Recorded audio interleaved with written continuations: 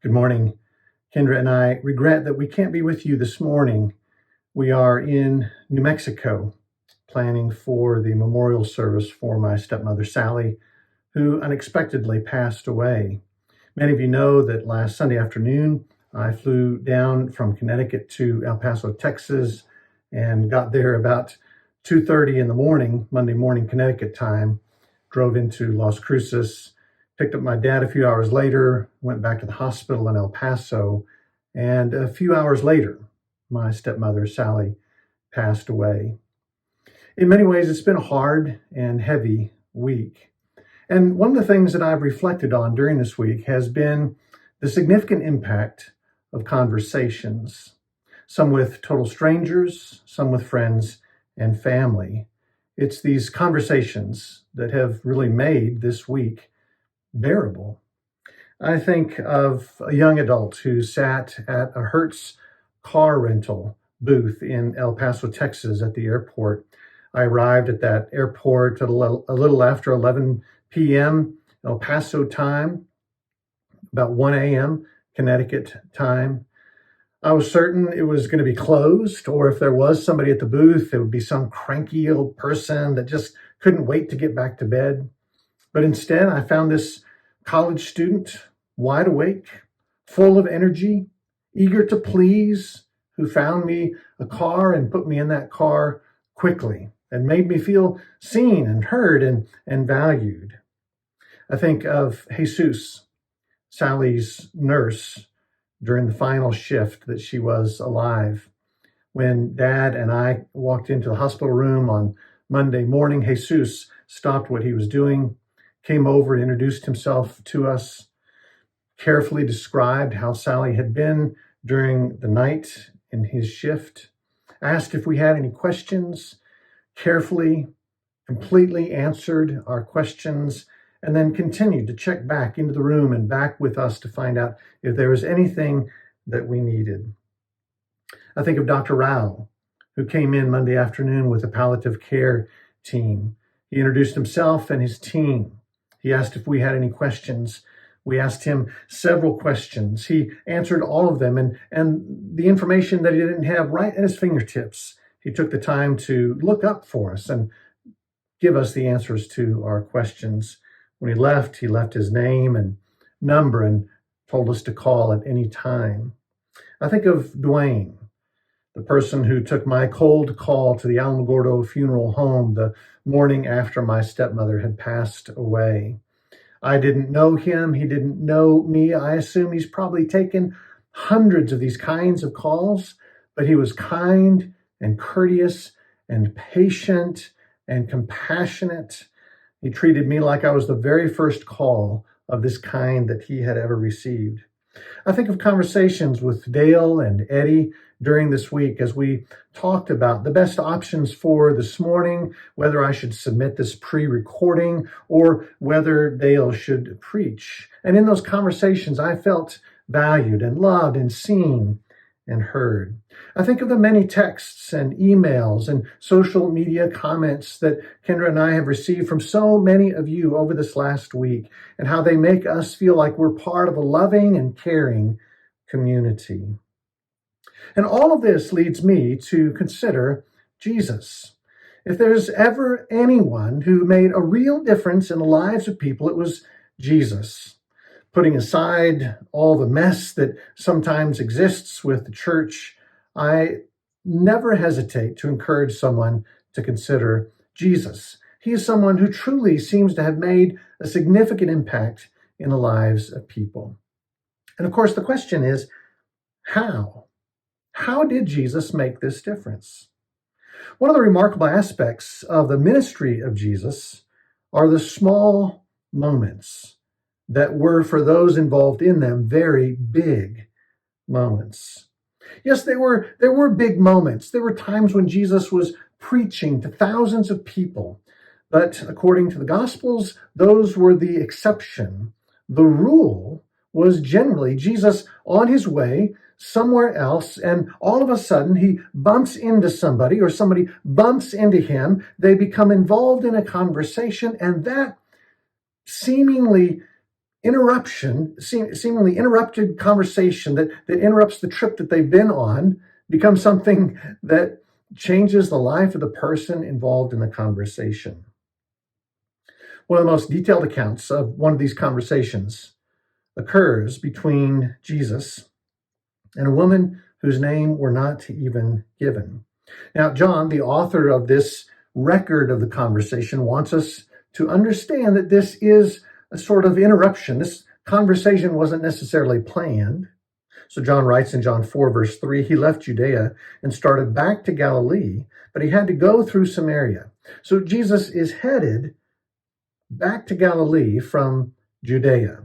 That's the goal. The goal is to get to Galilee. Samaria is just a place that he has to pass through. But along the way, as he's passing through Samaria, he happens to meet someone. Verse 5 of John 4, so he came to a Samaritan city called Sychar, near the plot of ground that Jacob had given to his son Joseph. Jacob's well was there, and Jesus, tired out by his journey, was sitting by the well. It was about noon. A Samaritan woman came to draw water, and Jesus said to her, give me a drink. His disciples had gone to the city to buy food. What a powerful glimpse into the humanity of Jesus. Jesus is on a long trip. He's been walking. There's still a long ways to go. He's tired. He needs a break. He sends the disciples out to find some food. He sits down at this well to rest. How many times have you collapsed in a chair, a couch, a recliner, a park bench, a car seat, a curbside, a coffee shop, just to catch your breath, just to get a little refreshment? That's what's happening here. This moment isn't the goal. Jesus is on his way somewhere. This is just a breather, a break, an interruption, a pause in a longer journey. But at this moment, Jesus meets someone. She's so anonymous, we're not even given her name. She's one of the nameless people that you pass on the street or in the library or in the aisle of the grocery store, or as you're driving on the road or sitting on the train or scrolling through your social media feed. She's come to get some water. And so Jesus, tired and thirsty, asks if she could give him some water. And this anonymous woman is surprised. She's not surprised because she knows that this is Jesus and she can't believe her luck in having a conversation with Jesus. John tells us why she's surprised, verse 9. The Samaritan woman said to him, how is it that you, a Jew, ask a drink of me, a woman of Samaria? Jews do not share things in common with Samaritans. This is one of those times when it's not just that she's a stranger and he's a stranger. That's awkward enough. This is one of those occasions where she has a scarf wrapping her head and he has a cross hanging on his neck. She has a t-shirt that says New York City. He has a t-shirt that says Arkansas. She's listening to NPR. He's listening to Fox News. She's 90. He's 20. She's headed into the city on a train to begin her day as CEO of a corporation. He's headed out of the city on a train, having finished the night shift on the janitorial crew. It's hard enough to strike up a conversation with a stranger, but there are worlds of differences between these two strangers. But that doesn't stop Jesus, and it doesn't stop her. Verse 10, Jesus answered her, if you knew the gift of God and who it is that is saying to you, give me a drink, you would have asked him and he would have given you living water. The woman said to him, sir, you have no bucket. The well is deep. Where do you get that living water? Are you greater than our ancestor Jacob, who gave us the well and with his sons and his flocks drank from it? Jesus said to her, everyone who drinks of this water will be thirsty again. But those who drink of the water that I give them will never be thirsty. The water that I will give them will become in them a spring of water gushing up to eternal life. The woman said to him, sir, give me this water so that I may never be thirsty or have to keep coming back here to draw water. Jesus said to her, go call your husband and come back. The woman answered him, I have no husband. Jesus said to her, you're right in saying I have no husband, for you've had 5 husbands, and the one you have now is not your husband. What you've said is true." The woman said to him, "Sir, I see that you're a prophet. Our ancestors worshipped on this mountain, but you say that the place where people must worship is in Jerusalem." Jesus said to her, "Woman, believe me, the hour is coming when you will worship the Father, neither on this mountain nor in Jerusalem. You worship what you do not know. We worship what we know, for salvation is from the Jews. But the hour is coming and is now here when the true worshipers will worship the Father in spirit and truth. For the Father seeks such as these to worship him. God is spirit, and those who worship him must worship in spirit and truth." The woman said to him, "I know that Messiah is coming, who is called Christ. When he comes, he will proclaim all things to us." Jesus said to her, "I am he, the one who is speaking to you." Now, entire series of sermons have been preached on this part of the conversation. We don't have time this morning to dive deeply into all of the layers of the conversation. I just want to briefly point out the nature of this conversation, and I want to point out the impact of this conversation. First, the nature of this conversation. In this conversation, Jesus speaks constantly for her good, for her benefit. The conversation is never turned by Jesus into an opportunity to bolster his own accomplishments, his own self, to parade who he is in front of her. Can't you just imagine this conversation going a little differently? Listen, I'm Jesus. And you may know I'm kind of famous. So listen, we're all tired out here, my guys and I. You think you could rustle up some lunch for us? No, that is not at all how this conversation went.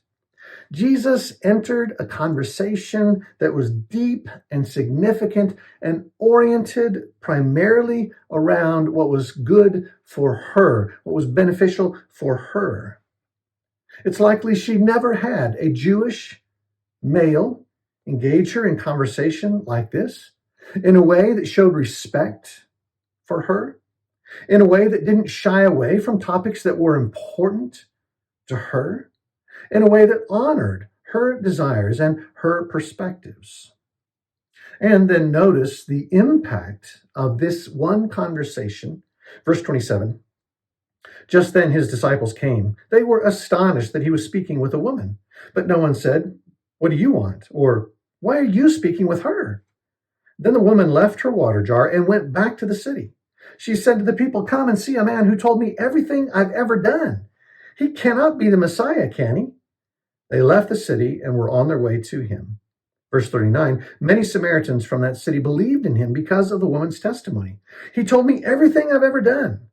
So when the Samaritans came to him, they asked him to stay with them, and he stayed there 2 days. And many more believed because of his word. They said to the woman, "It is no longer because of what you said that we believe, for we've heard for ourselves, and we know that this is truly the Savior of the world." This one conversation changes this woman's life, and as a result, changes the lives of everyone in her village. She goes from being this lonely, probably shunned woman, solitary, alone at the well, to being a woman who sparks a revival in her own hometown. This one conversation became a life-changing conversation for her.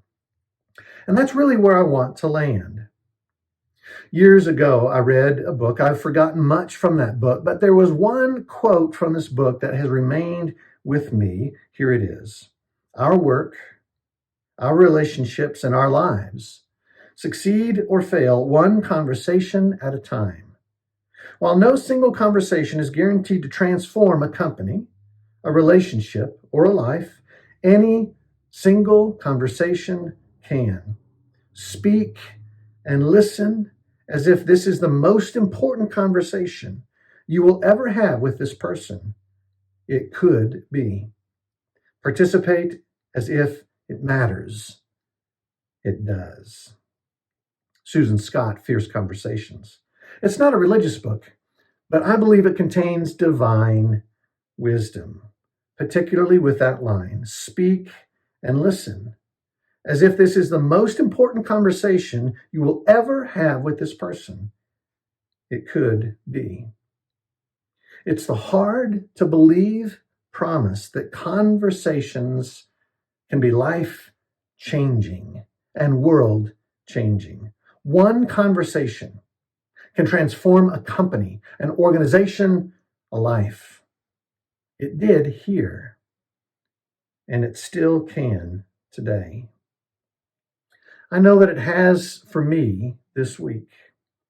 Conversations with friends, with family members, with complete strangers have helped carry me through this hard and heavy week. I don't think a single person this week understood just how impactful their conversations with me were. From their perspective, it may have been an interruption. It may have been an aside. It may have been a brief thing they entered into and then moved on to what they thought was really important this day. But for me, those conversations were life changing. And this week, I believe that your conversations can be life changing as well.